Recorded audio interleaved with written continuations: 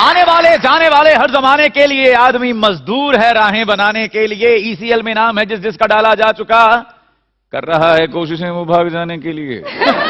भैया तुम इतना जो मुस्कुरा रहे हो, कहां पे डॉलर छुपा रहे हो? हैं? दिल घबराता है, आंख भर आती है, सर्दी आती है, गैस चली जाती है। ये मसाइल तो हैं और भी, पर वो तशरीफ ला रहे हैं, क्या नाम है उसका लमडे का, क्या वो वाजे चौधरी।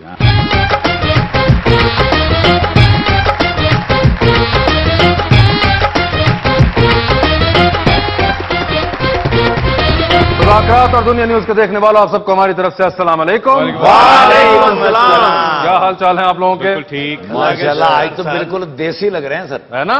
लग रहा है प्राइमरी स्कूल के नाकाम हेडमास्टर। वो तो खैर मैं हूं।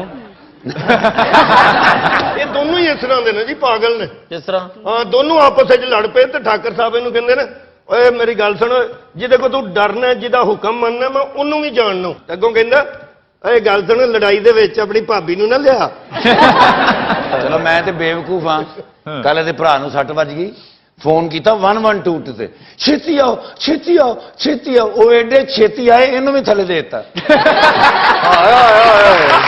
अच्छी बात है। हेयर स्टाइल आपका कमाल है आज ठाकुर साहब। अच्छा थैंक यू सर। मैं अभी आ रहा था तो एक लड़के ने मुझे कहा आज तो फवाद खान लग रहे हो। मगर वैसे आप आज लग रहे हैं मुझे कोई 70s और 80s के। ਤੁਸੀਂ ਵੈਸੇ ਵੀ 70 80 ਦੀਆਂ ਫਿਲਮਾਂ ਦੇਖੀ ਨੇ, ਜਿਹੜੇ 70 मैंने तो 70। बहुत देखी हुई हैं, आपने देखी हैं? ਹਾਂ मैंने देखी, ਮੈਨੂੰ ਸਭ ਤੋਂ ਅੱਛੀ ਲੱਗੀ ਸੀ मौला जट। अच्छा, हाँ जी तो सर। फिर क्या ख्याल है, बुला लें उन्हीं साहब को जिन्होंने बनाई मौला जट? अच्छा जी। जी, बुलाते हैं अपने आज के पहले मेहमान को।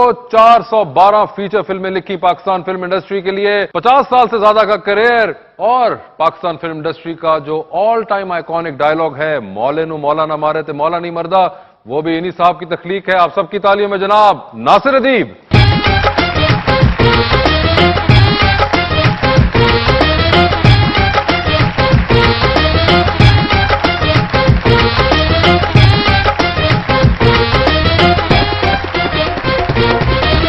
और हमारी दूसरी मेहमान कराची तशरीफ लाई हुई एक ऐसी अदाकारा जिन्होंने तकरीबन बचपन में एक्टिंग शुरू कर दी थी और आज तक जारी सारी है, मोहतरमा जवेरिया बासी।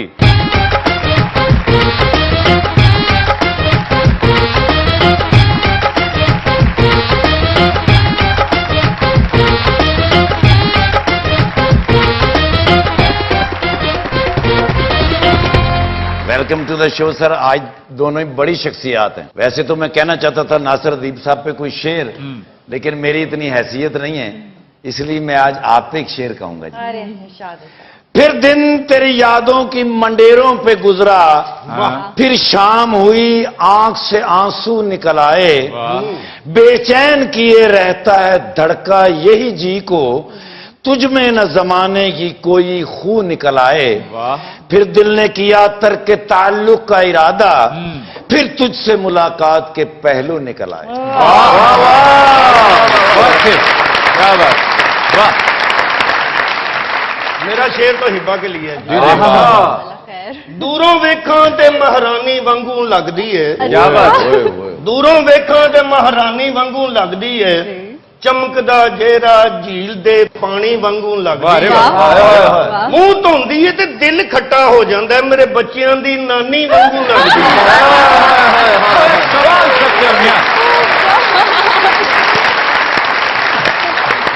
मेरा शेर तो आपको पता है कि हुस्न के लिए। जी बिल्कुल। उसको देख के मेरे जिस्म से रूह निकली जा रही थी, वाह वाह वाह।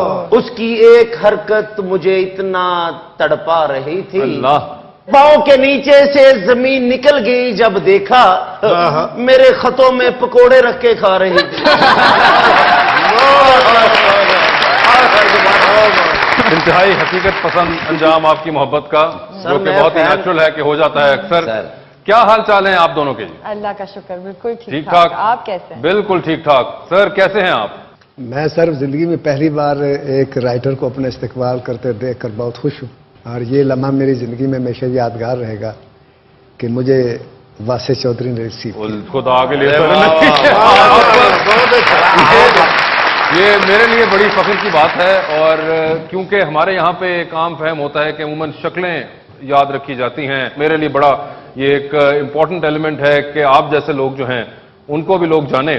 और देखें कि वो है कौन जिसने ये सब कुछ क्रिएट किया। वैसे तो हम सब मौला जट को जानते हैं और सुनते हैं, और जिन्होंने नहीं भी सुना था खैर अब वो दोबारा जानना शुरू हो गए हैं, लेकिन उसके पीछे कौन सा जहन था और वो हाथ कौन से थे जिन्होंने वो लिखी चीजें, ये बड़ा इंपॉर्टेंट है जानना। नासिर साहब, 412 फिल्में जी माशाल्लाह। सर, ये 412 फीचर लेंथ फिल्में जो आपने लिखती, ये किधर से इतना मवाद आया? सर, मवाद जब भी आता है किसी राइटर के ज़हन में, आप तो खुद राइटर हैं, ये ऊपर से ही आता है, ये लाया नहीं जाता। और आपकी फैमिली में आई बिलीव कोई और इस काम में नहीं है, पहले लिखने वगैरह के, फिल्मों वगैरह से कोई मुंसलिक नहीं था? सर, मेरा बाप अनपढ़, मेरा दादा अनपढ़, मेरे भाई अनपढ़, मेरी माँ अनपढ़, मेरी बहनें अनपढ़, और जिस गांव में मैं रहता था वो सारा गांव अनपढ़।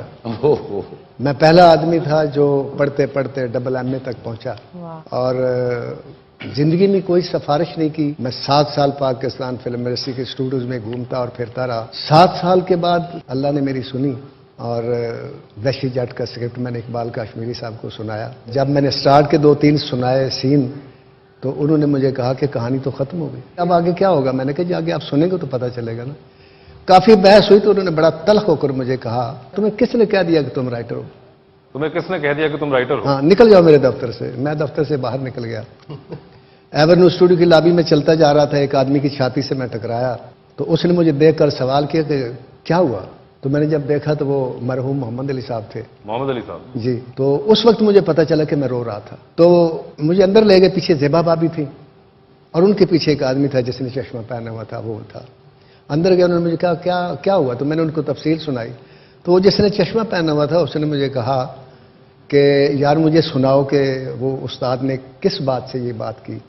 उनको मैंने इंटरवल तक कहानी सुनाई तो उन्होंने उठे और सिगरेट अपना एस्ट्रे में बुझाया, और बुझाते हुए मोहम्मद अली साहब से बोले कि सर जी अगर मुझे ज़िंदगी में फ़िल्म मिली तो इस कहानी पर फिल्म मैं बनाऊंगा, और मेरी ये पेशीन गोई है कि जब भी ये राइटर बनेगा ये पंजाबी का रियाज शाहिद होगा। अल्लाह। और फिर वैशी जट बनी, और जब मैं अवार्ड लेने गया तो अजहर महमूद साहब उसके कंपेयर थे, और मुझे आज तक याद है कि उन्होंने कहा कि लोग कहते हैं रियाज शायद चले गए, लेकिन मैं जब वैशी जट देखता हूँ, जब तूफान देखता हूँ, तो मुझे ऐसा लगता है कि रियाज शायद ने पंजाबी फिल्में लिखनी शुरू कर दी हैं नासिर अदीब के रूप में। सर, मेरी और नासिर अदीब साहब की जो स्टोरी ना मिलती, मेरा स्ट्रगल पीरियड इंज ही है कि मैं महफिल थिएटर अंदर गया। अच्छा। एक बंदे ने कहा इन्हू बाहर कट दो। अच्छा। बाहर निकला तो अमान साहब खलोते, रमानुल्लाह साहब। हाँ। उनका किधर आया? मैं कहा जी मैं ड्रामा ही काम करना। उन्होंने उसे बंदे ने बुलाया, कहते होर दूर छड़ गया। जवेरिया, आप भी कुछ स्ट्रगल इसी तरह की थी बहू के? आपने भी बहुत अरसा पहले, मुझे याद है, program acting challenge if I am not wrong, जी जी बिल्कुल, उसके अंदर आप आई थी, और उस वक्त बिल्कुल एक यूनिक सा प्रोग्राम था कि जी आम लोगों के अंदर से एक्टर्स उठा रहे हैं और वो आके ऑडिशन देते थे। मैंने उस तरह की चीज दोबारा उस स्केल पे नहीं देखी। नहीं बिल्कुल नहीं हुई दोबारा। और आई थिंक आप उसकी वाहिद वाहिद ही प्रोडक्ट थी जो कि उसमें से निकली, और अभी तक माशाल्लाह यू हैव बीन देयर। कितने साल हो चुके हैं? It's been 22 years now। 22 years। जी। जैसे सर ने अपनी स्टोरी सुनाई, मैं भी शेयर करना चाहती हूँ। हाँ हाँ।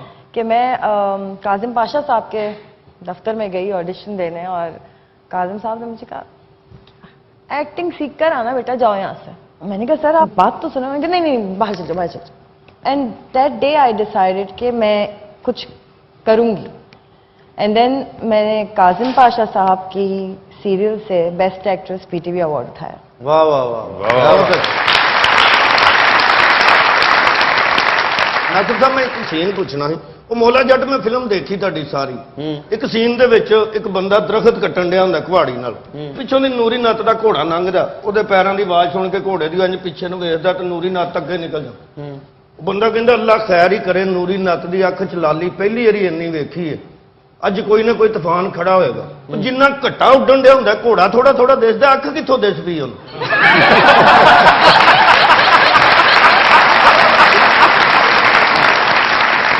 अगर मौला जट के स्क्रिप्ट को आप देखें तो वो वाहिद फिल्म थी जिसकी कहानी नेगेटिव थी, जिसका हीरो भी नेगेटिव था, लेकिन हमने इन्वॉल्व रखा, और इस तरीके से इन्वॉल्व रखा कि मौला जट एक तरफ से आ रहा है, एक तरफ से नूरी नात आ रहा है, उसको भी गोलियां 10 आदमी मारने वाले हैं, इसको भी गोलियां मारी 10 मारने वाले हैं, पसीना तक नहीं आया उनके चेहरे के ऊपर, लेकिन लोगों ने माना।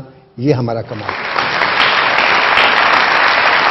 सर, ये जो आपका डायलॉग है, मौले नु मौला ना मारे ते मौला नहीं मरदा, आपको याद है वो लम्हा जब आप ये डायलॉग लिख रहे थे, आपने पहली बार जी कागज पे उतारा, तो तो आप क्या सोच रहे थे? मुझे अपनी जिंदगी में लिखी हुई हर फिल्म के हर डायलॉग का पस मंजर याद है। आपको पता है मौला वो है जो आसमान पर रहता है, जिसको आप अल्लाह भी कहते हैं। तो वहां से मेरे जहन में आया कि मौले को मौला ना मारे तो मौला नहीं मरता, कि अल्लाह की रहमत से मेरा डायलॉग जो है पटवारी भी बोलता है, जरदारी भी बोलता है।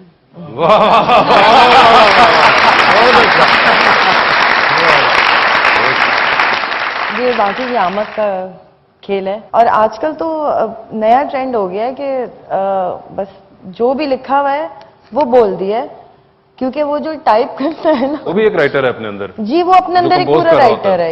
ये एक अजीब सी कहानी शुरू हो गई है कि वासे ने जो जुमला लिखा था वो कुछ और ही था, और वो जब तक टाइप हो गया हम तक पहुंचा कुछ और हो चुका है।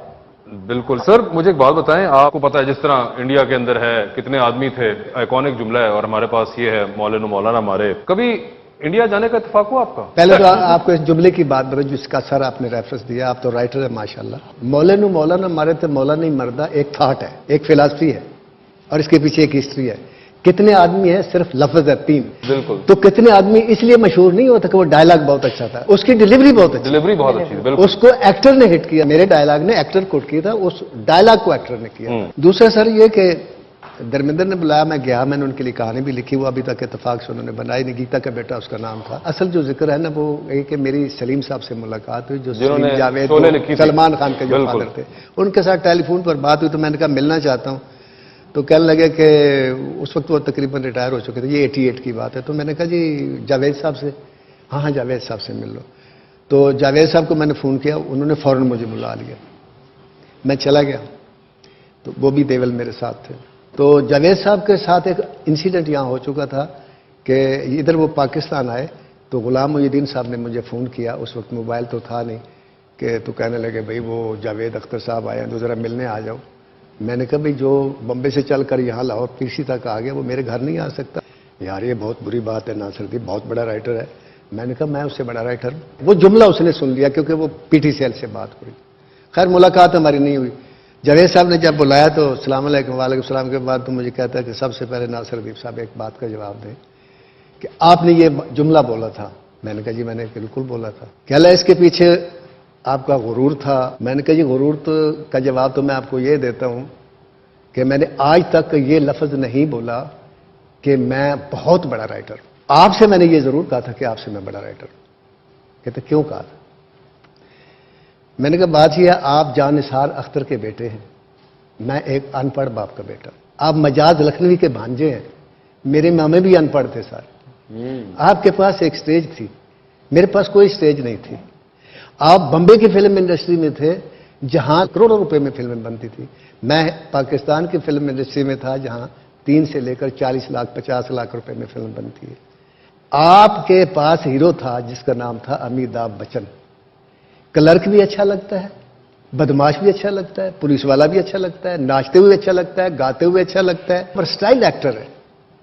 मैंने कहा मेरे पास जो हीरो था उसका नाम सुल्तान राय था, उन्होंने कोई काम मानता सी, मैं तेनू नहीं छड़ांगा। मैं क्या, मैंने 18 साल एक कहानी लिखी कि उस आदमी पर जुल्म और उसने इंतकाम लिया। मेरा हीरो आज तक सुपरहिट है और कब्र तक जाने तक भी वो इंशाल्लाह सुपरहिट रहेगा, और वो रहा। उसकी आखिरी फिल्म मेरे साथ सखी बादशाह थी। बिल्कुल। मैंने कहा आप अमिताभ बच्चन को 7 साल से ज्यादा नहीं चला सकते।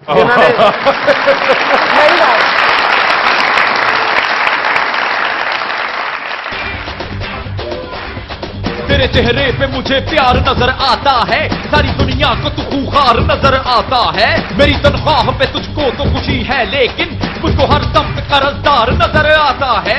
कर मेरे साथ ताउन न किया थोड़ा सा, फिर न कहना कि तू बेजार नजर आता है। तक नजर आ ਤੁਸੀਂ ਦੇਖੀ ਮੌਲਾ ਜੱਟ ਕਰਮ ਸਾਹਿਬ? ਮੈਂ ਬਦਮਾਸ਼ੀ ਉਹਦੇ ਤੋਂ ਸ਼ੁਰੂ ਕੀਤੀ ਜਨਾਬ। ਮੈਂ ਫਿਲਮ ਵੇਖ ਕੇ ਗਿਆ, ਇੱਕ ਬਦਮਾਸ਼ ਲੰਘਦਾ ਹੁੰਦਾ ਸੀ ਘੋੜੇ ਤੇ, ਮੈਂ ਉਹਦਾ ਘੋੜਾ ਰੋਕਿਆ। ਫਿਰ ਮੈਂ ਫੜਿਆ ਘੋੜਾ, ਮੈਂ ਕਿਹਾ ਮੌਲਾ ਨੂੰ ਮਾਰੇ ਤੇ ਮੌਲਾ ਨਹੀਂ ਉਹ ਮਾਰਦਾ। ਉਹਨੇ ਮੇਰੇ ਮੂੰਹ ਤੇ ਚਪੇੜ ਮਾਰੀ। ਮੈਂ ਫਿਰ ਰੋਂਦਿਆਂ ਉਹਨੂੰ ਕਿਹਾ, ਮੈਂ ਕਿਹਾ ਤੈਨੂੰ ਮੌਲਾ ਨਹੀਂ ਲੈਣੇ ਜਾ।